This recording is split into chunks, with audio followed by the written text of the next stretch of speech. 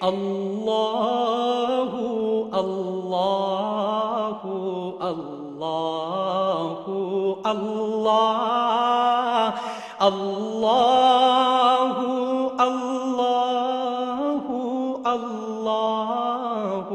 اللہ الحمدللہ رب العالمین والصلاة والسلام علی حبیبہ محمد وآلہ وصحبہ اجمعین۔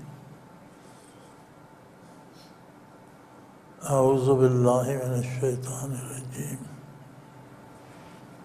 بسم اللہ الرحمن الرحیم۔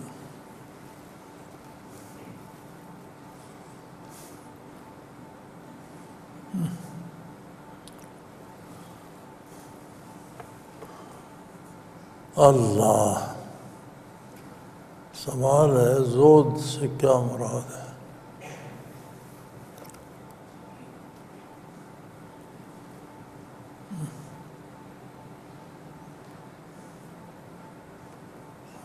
زود سے اس کا لفظی معنی جو ہے وہ ہے کسی چیز کی رغبت کا نہ ہونا۔ یوسف علیہ السلام کو جب بھائیوں نے چند درہم پہ بیچ دیا، وَشَرَوْهُ بِثَمَنٍ بَخْسٍ، ان کا سودا چند سکوں میں کر دیا، قرآن کریم کہتا ہے۔ آگے فرماتا ہے وَكَانُوا فِيهِ مِنَ الزَّاهِدِينَ، انہیں ان سے کوئی رغبت، کوئی دلچسپی نہیں تھی۔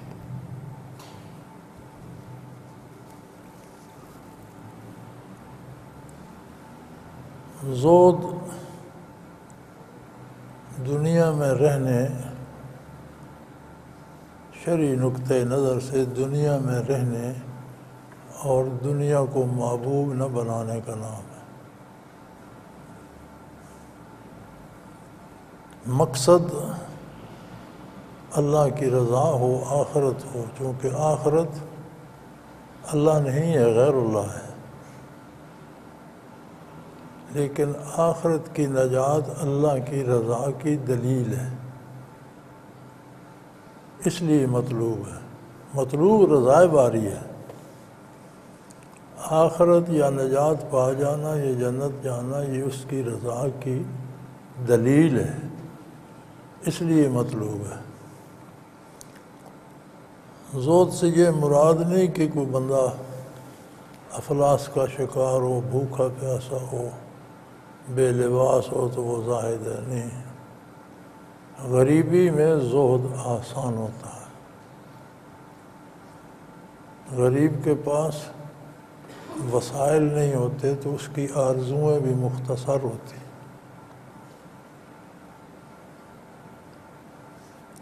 ایک غریب آدمی تمنا کرتا رہتا ہے کہ کاش میں سائیکل خرید لیتا، وہ موٹر کا، گاڑی کا، لینڈ کروزر کا، ہمر کا سوچتا ہی نہیں۔ تو اللہ کریم دنیا کے وسائل دیں، آسانیاں ہوں، مال و دولت ہو، تو اس میں زہد کا رکھنا یہ محض اللہ کے کرم سے ممکن ہے۔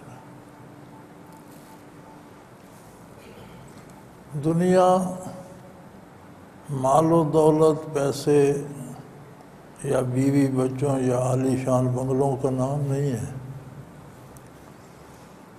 چیز دنیا از خدا غافل بدن، دنیا ہے کہ بندہ اللہ کی عظمت سے غافل ہو جائے۔ نیک معاش و نکرہ و فرزند و زن، دولت کا ہونا یا سونے چاندی کا ہونا یا بیوی بچوں کا ہونا دنیا نہیں ہے۔ حلال جائز طریقے سے جتنا اللہ کسی کو دے اسے اس کے مطابق، ظاہراً اسی کے مطابق رہنا چاہیے۔ یہ بھی اللہ کریم کے شکر کا ایک طریقہ ہے۔ وَأَمَّا بِنِعْمَةِ رَبِّكَ فَحَدِّثْ، اللہ کی جو نعمتیں تم پر ہیں وہ بیان بھی کرو مخلوق سے۔ تو بندے کا حال، اس کا لباس، اس کا رہن سہن، اس کی باتیں، یہ اظہار کرتی ہیں انعامات الہی کا۔ دنیا کو مقصد بنا لینا یہ زہد کے منافی ہے۔ اور یہ ضروری نہیں کہ امیر بندہ ہی بنائے، غریبوں نے بھی بنائی، ساری عمر اللہ کی اطاعت نہیں کرتے، دال روٹی کے پیچھے بھاگتے رہتے ہیں۔ غریبی میں زہد، غریبی کے بہت فائدے ہیں۔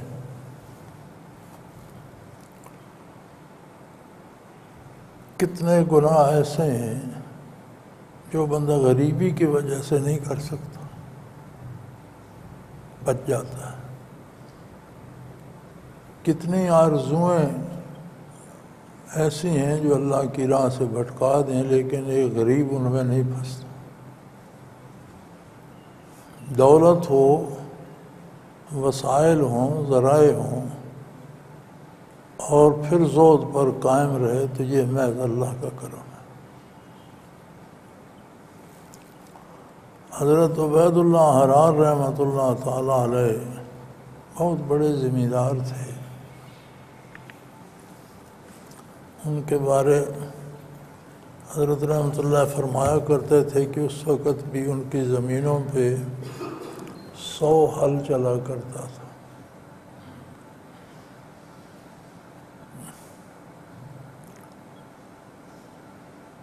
ہل چلا کے بھی دیکھا ہے، یہ مزدوری بھی کی ہے۔ اوسطاً 10 بیگھے یا 5 کلے ایک ہل کی طاقت ہوتی ہے کہ وہ اسے سنبھال سکے، ایوریج اوسطاً۔ تو 100 ہل کو 10 سے ضرب دو تو 1000 بیگھہ تو مزروع زمین بن جاتی ہے۔ تو جہاں 1000 بیگھہ مزروع ہوگی، اس کے ساتھ غیر مزروع کتنی ہوگی؟ اس کا مطلب ہے ان کے پاس ایک ریاست تھی۔ اور فرماتے ہیں جو فقر اندر ابائے شاہی آمد، ز تدبیر عبید اللہ آمد۔ یہ فقر جب شاہی لباس میں آیا تو اس کی ابتدا عبید اللہ حرار رحمۃ اللہ علیہ نے کی۔ تو بڑے خوش لباس تھے، اچھا لباس، اچھا رہن سہن تھا۔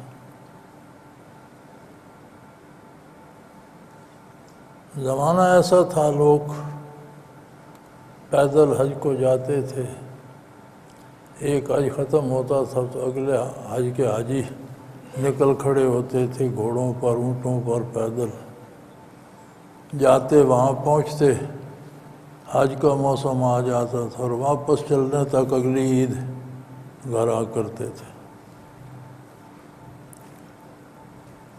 تو انہیں عشاء کی نماز سے فارغ ہوئے تو کسی دوست نے ساتھ جو نماز بھی پڑھتا تھا عرض کی کہ حضرت اس دفعہ تو دل کرتا ہے حج کو چلیں۔ تو آپ نے فرمایا دل کرنے کی کیا بات ہے، چلو چلتے ہیں، دل کرتا ہے تو فریضہ ہے، چلو۔ تو وہ صبح جب آیا تو آپ اپنی سواری، سامان، کھانا پینا، لباس درست کر کے نماز پڑھ کے کہا بھئی چلو چلیں۔ اس نے کہا جی میں نے تو کوئی تیاری نہیں کی اور میرا تو کوئی ارادہ بھی نہیں، تو مجھے کیوں تیار کر دیا؟ تو کہنے لگا کہ آپ کی اتنی مصروفیات ہیں، اب جس کے 100 ہل چلتے ہیں 200 تو صرف بیل ہوگا، پھر ہل چلانے والا ہر اپنے خاندان کے ساتھ ہوتا ہے، تو کم از کم 100 خاندان تو ہڑیوں کا ہوگا، پھر دوسرے ملازم اور مسئلہ زمینیں۔ تو میں نے کہا آپ تو اتنے مصروف ہیں، آپ کب وقت نکال سکیں؟ تو آپ تیار ہو گئے۔ انہوں نے فرمایا میاں یہ سب کچھ میرا نہیں ہے، نہ میں اس کا ٹھیکیدار ہوں، یہ اللہ کی امانت ہے۔ جب تک میرے پاس ہے میں سنبھال رہا ہوں، میں نہیں ہوں گا تو کسی اور کو اور سنبھال لے گا۔ یہ تو اس کی ہے، ان الارض للہ ہے، زمین اللہ کی ہے، یرثھا من یشاء، جسے چاہتا ہے دے دیتا ہے کچھ عرصے کے لیے، کبھی ایک کو، کبھی دوسرے کو، کبھی تیسرے۔ بادشاہتیں بدلتی رہتی ہیں، حکومتیں بدلتی رہتی ہیں، ملکیتیں بدلتی رہتی ہیں، وراثتیں بدلتی رہتی ہیں۔ تو یہ زہد کا معنی ہے جس کا عملی اظہار حضرت عبید اللہ احرار رحمۃ اللہ علیہ نے فرمایا، یہ دنیا میرے پاس اللہ کی امانت ہے، یہ میرے دل میں نہیں ہے۔ تو اس کا لغوی معنی ہے کسی چیز میں رغبت کا نہ ہونا، اور اصطلاحی اور شرعی معنی ہے کہ دنیا کی محبت میں گرفتار نہ ہو، کہ اللہ کے احکام حصول دنیا کے لیے چھوڑ دے۔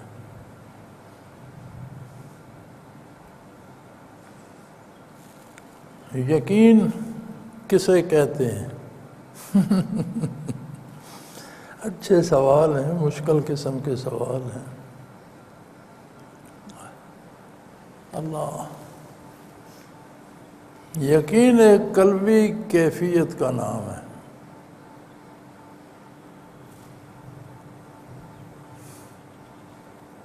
مختلف مدارج ہیں اس کے، معروف اس کے 3 درجے ہیں: علم الیقین، عین الیقین، حق الیقین۔ علم الیقین یہ ہے کہ آپ کہیں سے دور سے دھواں اٹھتا دیکھتے ہیں تو یہ دلیل بن جاتی ہے کہ وہاں آگ ہے جہاں دھواں اٹھ رہا ہے۔ آگ آپ کو وہاں سے نظر نہیں آ رہی، آپ دور ہیں، دھواں نظر آ رہا ہے، تو آپ کو یہ علم ہو گیا اس دلیل سے کہ بغیر آگ کے تو دھواں نہیں ہوتا، وہاں کہیں آگ ہے۔ عین الیقین یہ ہے کہ آپ وہاں چلے جائیں اور آنکھوں سے آگ کو دیکھ لیں، یہ عین الیقین ہے۔ حق الیقین یہ ہے کہ کوئی آپ کو آگ میں پھینک دے اور گرتے پڑتے نکلے، آدھا جسم جھلسا ہوا ہو تو آپ پتہ چل جائے گا، یہ حق الیقین ہے کہ آگ ہے۔ خود بھگتے تو اسے حق الیقین حاصل ہوتا۔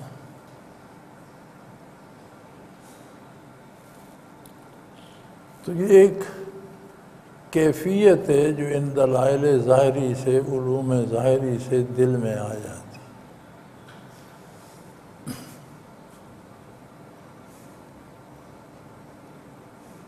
شریعت نے اسی کو ایمان کہا ہے کہ عظمت باری پہ اتنا یقین ہو کہ وہ اس کی نافرمانی سے روک دے۔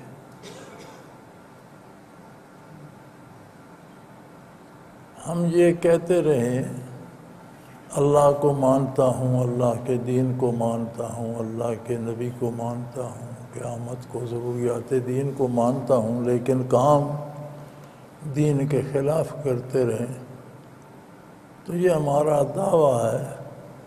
سمجھ نہیں آتی اس کے پیچھے کوئی یقین ہے بھی یا نہیں، اگر ہے تو بڑا کمزور سا ہے۔ دار دنیا میں جب تک سانس چل رہی ہے اور عقل سلامت ہے، سانس چل رہی ہو، عقل معاف ہو جاؤ، بندہ مکلف نہیں رہتا۔ زندگی بھی ہے، عقل سلامت ہے، وہ احکام شریعت کی پابندی کا مکلف۔ بہت رعایتیں ہیں، چھوڑنے کی اجازت نہیں۔ روزہ نہیں رکھ سکتا، فدیہ دے، لیکن دے ضرور۔ نماز کے لیے وضو نہیں کر سکتا، بیمار ہے تیمم کر لے، لیکن نماز چھوڑ نہیں سکتا، اٹھ بیٹھ نہیں سکتا، حالانکہ نماز میں قیام فرض ہے، رکوع و سجود فرائض میں سے ہیں،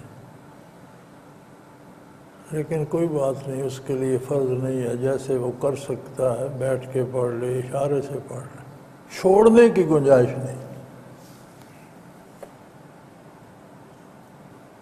لیٹا ہوا ہے، اٹھ ہی نہیں سکتا، فرمایا اس کا منہ قبلہ رخ کر دو، بالکل لیٹ گیا ہے تو پہلو بدل لے، نہیں تو سیدھا لیٹا ہوا ہے تو پاؤں قبلے کی طرف کرو تو منہ سامنے آ جائے گا، تو اشارے سے پڑھ لے، 4 کی بجائے 2 رکعت پڑھ لے، تیمم کر لے، اشارے سے رکوع کرے، سجود کرے، چھوڑنے کی گنجائش نہیں ہے۔ فرمایا وَاعْبُدْ رَبَّكَ حَتَّى يَأْتِيَكَ الْيَقِينُ، یعنی جب تجھے حق الیقین جب تک حاصل نہیں ہو جاتا، جب تک فرشتے سامنے نہیں آ جاتے، جب تک ملک الموت منکشف نہیں ہو جاتا، جب تک موت کا عمل شروع نہیں ہو جاتا، تب تک عبادت کرتے رہو، اطاعت کرتے رہو۔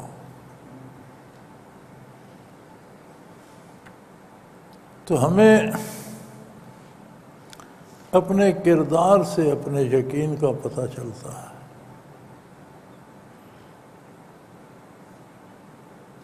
کوئی عام آدمی ہمیں کہہ دے کہ یہ جو گلاس ہے پانی کا، اس میں زہر ہے، ہمیں اس پہ یقین نہ بھی ہو، پیتے نہیں۔ کیوں نہیں پیتے؟ ایک نہ ایک درجہ یقین کا دل میں آ جاتا ہے کہ یہ جھوٹا ہے، خیر ہے، لیکن اگر یہ سچا ہوا تو پھر ہم نہیں پیتے۔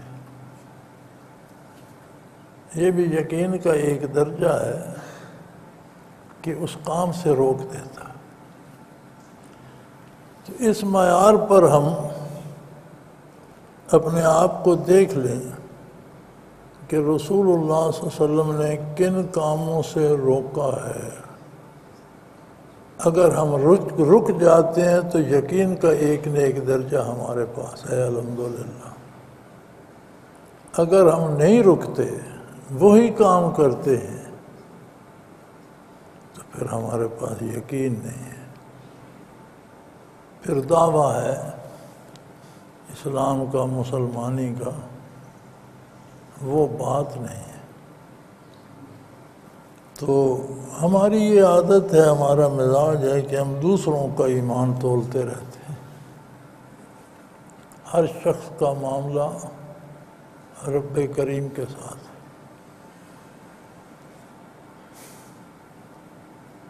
جو شخص مر جاتا ہے، دنیا سے گزر جاتا ہے، یا دنیا میں زندہ ہے، آپ کسی انفرادی شخصیت پر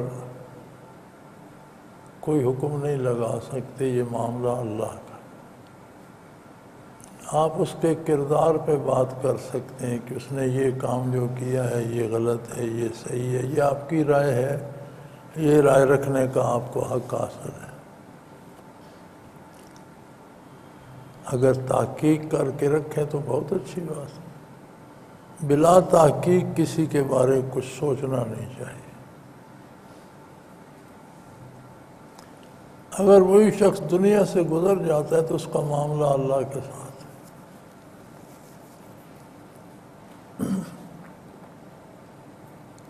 وہ جانے، اس کا پروردگار جانے۔ دنیا پہ اگر وہ دعویٰ کرتا تھا کہ میں مسلمان ہوں، تو ہم اس کے لیے دعا بھی کر سکتے ہیں، بخشش مانگ سکتے ہیں، ایصال ثواب کر سکتے ہیں، الا یہ کہ کسی پر کفر کا فتویٰ نہ ہو۔ کافر کے لیے دعا مانگنے کی اجازت نہیں ہے، اس کا جنازہ پڑھنے کی اجازت نہیں ہے، اس کے لیے بخشش مانگنے کی اجازت نہیں ہے۔ لیکن آپ اس کے لیے دعا نہ مانگیں، اس کے لیے بخشش نہ مانگیں، اس کو برا بھلا کہنے کی بھی اجازت نہیں ہے۔ وہ جانے اس کا رب جانے۔ فرعون جب لاجواب ہوا موسیٰ علیہ السلام کے سامنے، دلائل سے عاجز آیا، تو اسے خیال آیا کہ بھئی یہ مذہب صرف میرا تو نہیں ہے، صدیوں سے غالباً 400 سالہ عہد ہے فرعین مصر کا، تو صدیوں سے ہمارے باپ دادا اسی مذہب پہ آ رہے ہیں، یہ جو اہل دربار ہیں ان سب کے باپ دادا بھی اسی مذہب پہ تھے، تو اسے تو موسیٰ علیہ السلام کہہ رہے ہیں یہ جھوٹ ہے اور تم جہنم میں جاؤ گے۔ تو اس نے کہا ما بال القرون الاولیٰ، آپ ہمیں تو یہ دھمکیاں دے رہے ہیں، جو دنیا سے ہمارے بزرگ والدین باپ دادے گزر چکے ہیں ان کا کیا حال ہے، ان کے بارے آپ کیا کہتے ہیں؟ اس کا خیال تھا کہ یہ فرمائیں گے سب جہنمی ہیں تو کم از کم یہ لوگ تو ان سے متنفر ہو جائیں گے کہ ہمارے باپ دادا کو دوسری کہتا۔ وہ اللہ کے نبی اور رسول تھے، اولی العزم رسول تھے، انہوں نے فرمایا علمها عند ربی، ان کا معاملہ میرے پروردگار کے ساتھ ہے، اس پر میں رائے نہیں دیتا، میرے مخاطب تم ہو، تم غلط ہو یا صحیح یہ میں تمہیں بتاؤں گا، جو گزر گئے وہ جانے، ان کا رب جانے۔ تو کسی کے یقین کی پیمائش ہم نہیں کر سکتے، اپنا یقین دیکھا جا سکتا ہے۔ بعض اوقات گناہ کرتے ہوئے ہمیں احساس ہوتا، ہلکی سی جھلک آتی ہے کہ نہ کرتے تو بہتر ہوتا، لیکن کر گزرتے، اس میں بھی ہلکا سا ایک درجہ یقین کا ہوتا ہے تو یاد دہانی کراتا ہے۔ اگر مضبوط ہو جائے تو گناہ سے روک دیتا ہے، اللہ کی نافرمانی، اللہ کے حبیب صلی اللہ علیہ وسلم کی نافرمانی سے روک دیتا ہے۔ غلطی ہو جانا الگ بات ہے، سوچ سمجھ کر منصوبہ بنا کر کرنا الگ بات ہے۔ ہو جانے کے لیے بھی توبہ کی گنجائش موجود ہے، سو نبی کریم صلی اللہ علیہ وسلم نے فرمایا کہ استغفار کثرت سے کیا کرو۔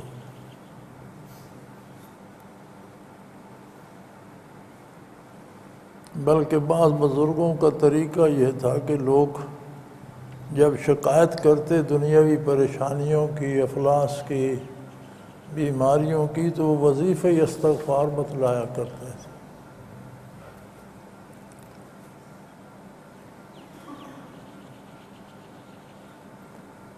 ایک بزرگ سے کسی نے پوچھا کہ حضرت ہر دکھ، ہر بیماری، بھوک، افلاس، پریشانی کا علاج اب آپ استغفار بتاتے ہیں۔ فرمایا میں نہیں بتاتا، قرآن نے بتایا ہے۔ نوح علیہ السلام نے قوم سے کہا تھا اللہ سے استغفار کرتے رہو، وہ تمہاری مادی وسائل میں بھی وسعت پیدا کر دے گا، تم پر بارشیں برسائے گا، تمہاری کھیتیاں ہری بھری ہو جائیں گی، تمہاری اولاد کی حفاظت کرے گا، تمہارا خاندان بچ جائے گا، تمہیں مال بھی دے گا، اولاد بھی دے گا، صحت بھی دے گا، اس کی نعمتوں سے بہرور ہو سکو گے۔ تو یہ علاج بھی ہے، استغفار کا مسلسل پڑھنا وظیفہ بھی ہے، اچھی بات ہے، لیکن صرف وظیفہ ہی نہ بنائے رکھے، عملی زندگی میں گناہوں سے بچنے کی کوشش بھی کرے، اور اگر اسے وظیفہ بنا لے تو یہ بھی معاون ہو جاتا ہے گناہوں سے بچنے میں۔ تو یقین اس دلی کیفیت کو کہتے ہیں جو نافرمانی کرنے سے روک دے، اصطلاح شریعت میں اللہ کی نافرمانی سے روک دے۔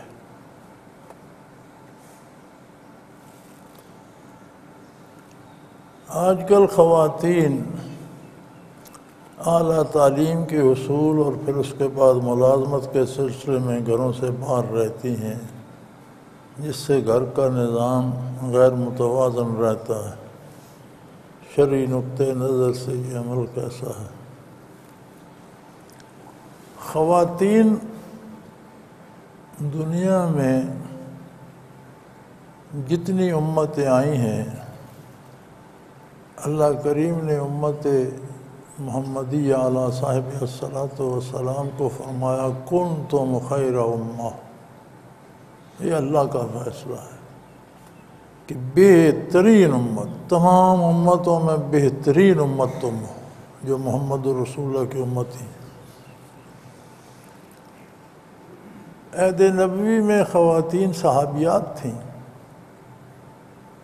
صحابیات کے دیوان ملتے ہیں، شاعرات تھیں۔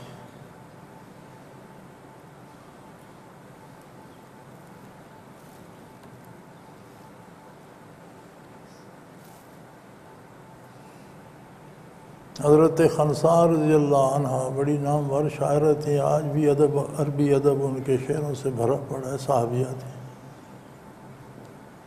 غالباً قادسیہ میں جنگ قادسیہ میں شریک تھیں، عہد فاروقی میں 4 بیٹوں کو ساتھ لے کر گئی تھیں، تو خیمے میں بیٹھی تھیں تو اطلاع آئی کہ تمہارے 4 بیٹے شہید ہو گئے۔ تو خیمے سے نکل آئی اور کہا بار الہ، اتنا کرم، اتنی مہربانی، میرے 4 بیٹے قبول کر لیے، کیا کرم ہے، کیا مہربانی ہے تھی۔ اس پائے کی خاتون تھی اور شاعرہ تھی۔ جوانی میں ان کا بھائی مر گیا تھا، سخر نام تھا اس کا۔ اس کے مرثیے کا ایک شعر ہے، یذکرنی طلوع الشمس سخرا واذکرہ بکل غروب شمس، کہ سورج طلوع ہوتا ہے تو سخر کی یاد لے آتا، اور ہر ڈوبتا سورج پھر سے مجھے میرے بھائی کی یادیں لے جاتا۔ تو ظاہر ہے انہوں نے پڑھا ہوگا، فن شاعری سیکھا ہوگا۔ کتنی خواتین تھیں جو تلوار کی دھنی تھی۔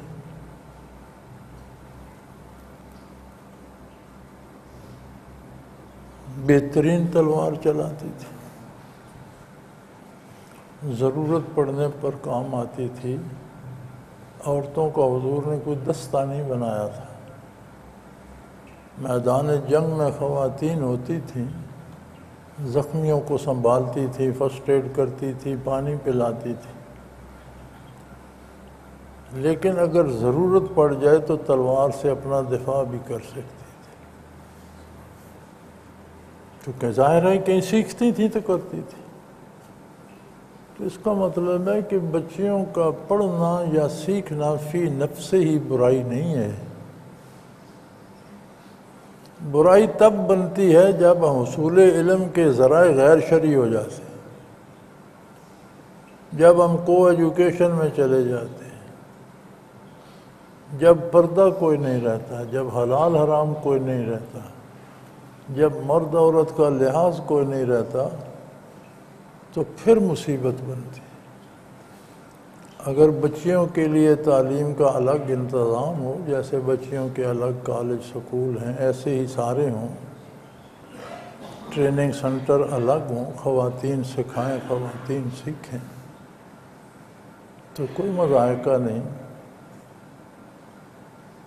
ہر بچی کو بھی پڑھنا چاہیے۔ حصول رزق کے لیے خواتین کے لیے تب جواز بنتا ہے جب گھر میں کوئی مرد کمانے والا نہ ہو۔ ایسے حالات ہو جائیں کہ گھر کے مرد کوئی بیمار ہو گئے یا فوت ہو گئے، کوئی کمانے والا نہیں ہے، تو حصول رزق کے لیے خواتین کا تجارت کرنا، کاروبار کرنا، ملازمت کرنا، یہ سب جائز ہیں، لیکن بات وہی پہلے والی ہے، شرعی حدود کے اندر۔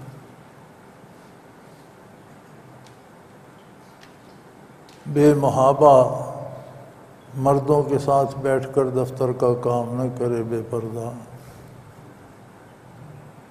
الگ دفاتر ہوں، خواتین کے الگ کام ہوں، پردے کا اہتمام ہو، بے تکلفی کسی سے نہ ہو، تو یہ سارے طریقے جائز ہیں۔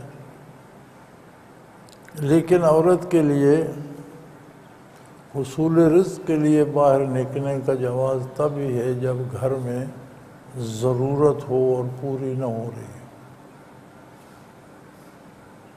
ہم کچھ زیادتی بھی کر جاتے ہیں، بلکہ زیادہ زیادتی کرتے ہیں، ہم ضرورتیں بڑھا لیتے ہیں۔ آمدن 100 روپے کی ہے منتھلی اور بجٹ 500 کا بنا لیتے ہیں۔ ہم کیوں بناتے ہیں؟ وہ فلاں کا، اس کے کپڑے ایسے ہیں، اس کے جوتا ایسا ہے، اس کا یہ ہے، اس کی آمدن ہوگی، اس کے پاس وسائل ہوں گے، ٹھیک ہے۔ آپ کے پاس جتنے وسائل ہیں ان پر رہ کر کریں تو کبھی مفلسی نہیں آتی، اللہ ماشاء اللہ کو معذور ہو گیا، بیمار ہو گیا، پاگل ہو گیا۔ تو یہ کچھ غلطیاں ہماری اپنی بھی ہیں، ہم اپنے لیے خود مصیبتیں پیدا کرتے رہتے ہیں، اور یہ ایمان کی کمی کی وجہ سے ہوتا ہے، کیونکہ ہم سمجھتے ہیں کہ یہ دنیا میں لباس اور جوتے اور شو شاہ۔ میں کئی دفعہ سوچتا ہوں کہ یہ دولت ہر بندے کو اندھا کیوں کر دیتی؟ اندھوں کی پتہ ہے کیا نشانی ہوتی ہے؟ انہوں نے کالی اینک لگائی ہوتی ہے۔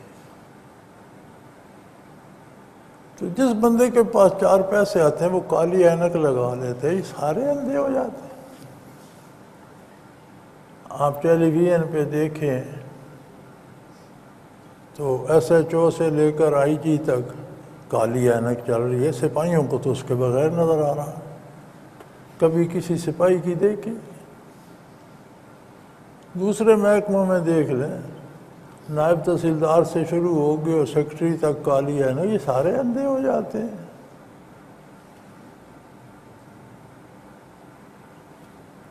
آپ اپنے MP MNA سے لگیں تو وزیر اعظم تک کالی اینک، یہ خدا کا خوف کرو، کیوں سا بندے ہو گئے؟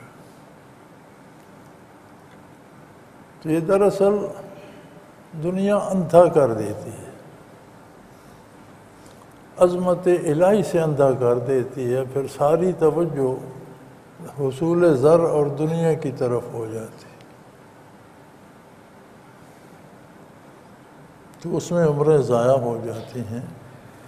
اسلام عورتوں کو پڑھنے سے نہیں روکتا، بلکہ پڑھنے کی ترغیب دیتا ہے۔ فرماتے ہیں علم کا حصول ہر مسلمان مرد عورت پر فرض ہے، ضروری ہے۔ نبی کریم کے ارشاد کا مفہوم ہے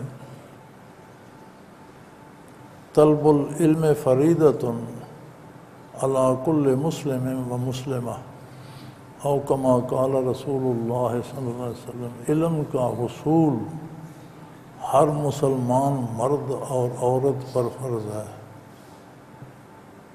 لیکن مرد مردانہ ماحول میں حاصل کرے، عورت زنانہ ماحول میں حاصل کرے۔ جب یہ ہم خلط ملط کر دیتے ہیں تو خرابی ہو جاتی ہے۔ اسی طرح حصول روزگار میں بھی ام المومنین حضرت خدیجہ الکبریٰ رضی اللہ تعالی عنہ محبوب کبریاء بہت بڑی تاجر تھی، قبل از اسلام آ رہی تھی، بے پناہ دولت تھی ان کے پاس، جو ساری حضور کے عقد میں آنے کے بعد ترویج اسلام پہ صرف ہو گئی۔ خواتین میں پہلی خاتون تھیں جو حضور پر ایمان لائیں۔ مردوں میں پہلے مرد ابو بکر صدیق تھے، بچوں میں پہلا بچہ حضرت علی رضی اللہ تعالیٰ عنہ تھا۔ تو حصول علم منع نہیں ہے، ضروری ہے، اس کے ذرائع اور وسائل شرعی حدود کے اندر ہونے چاہیے۔ اسی طرح عورتوں کی ملازمت کے سلسلے میں بھی ہے، کاروبار کریں، ملازمت کریں، لیکن گنجائش تب نکلتی ہے جب گھر میں مرد کمانے والا نہ ہو۔ اگر مرد کما رہا ہے اور گھر چل رہا ہے تو بلا وجہ دولت کی زیادتی کے لیے گنجائش نہیں نکلتی۔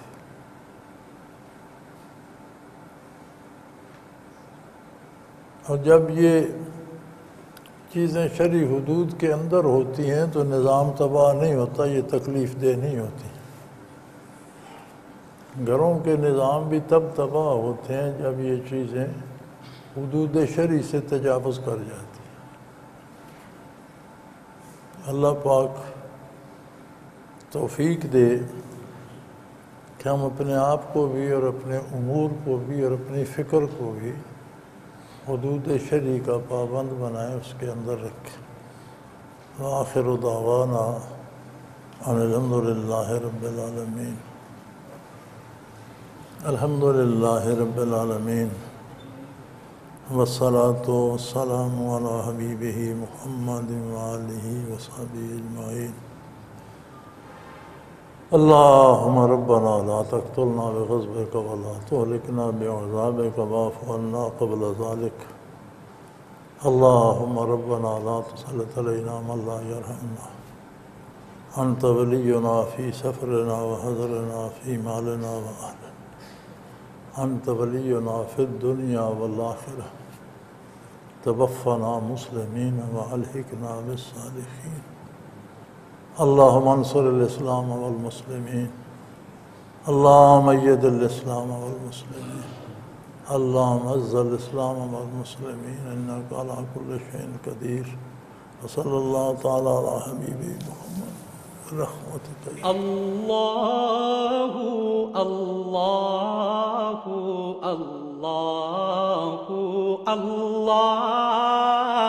اللہ اللہ اللہ اللہ اللہ۔ حضرت امیر محمد اکرم آوان مد ظلہ العالی دارالعرفان منارہ ضلع چکوال میں سالہ سال سے قرآن و حدیث کے اوپر خطابات کر رہے ہیں اور سلسلہ نقشبندیہ اویسیہ کے مطابق لوگوں کو ذکر الہی کی تربیت دے رہے ہیں۔ وہ قرآن پاک کی تفسیر ترتیب وار بیان کر رہے ہیں۔ تفسیر قرآن کو وہ موجودہ ملکی اور بین الاقوامی حالات کے مطابق بیان کرتے ہیں۔ موٹر وے سے کلر کہار کے انٹرچینج سے نکلتے ہوئے، کلر کہار کی جھیل سے ہوتے ہوئے، میانی، بوچھال اور نورپور سے گزرتے ہوئے دارالعرفان منارہ پہنچ سکتے ہیں۔ حضرت امیر محمد اکرم آوان نے بچیوں اور بچوں کی دینی اور دنیاوی تعلیم کے لیے سقارہ اکیڈمی کے نام سے ایک درسگاہ بھی قائم کی ہے، جس کا افتتاح ملک پاکستان کے صدر جنرل محمد ضیاء الحق نے اپنے دست مبارک سے کیا تھا۔ وہ تمام احباب جو اسلام کی طلب رکھتے ہیں ان سے گزارش ہے کہ دارالعرفان منارہ ضلع چکوال میں امیر محمد اکرم آوان صاحب کے خطابات سے مستفید ہوں۔ وہ ہر جمعے کو نماز سے پہلے بیان فرماتے ہیں۔ ہر ماہ کی پہلی اتوار کو ماہانہ اجتماع ہوتا ہے جس میں آپ خصوصی خطاب فرماتے ہیں اور پاکستان کے چاروں صوبوں سے احباب اس اجتماع میں شرکت کرتے ہیں۔ اس کے علاوہ یہاں سال میں 2 مرکزی اجتماعات بھی ہوتے ہیں، ایک رمضان المبارک میں اعتکاف کا اجتماع اور دوسرا جولائی اور اگست میں 40 دن کا اجتماع ہوتا ہے جس میں روحانی تربیت کی جاتی ہے۔ اپنا خون سیماب دے کر اتنا ہم کر جائیں گے، نام آقا کا چمن میں پھر رقم کر جائیں گے۔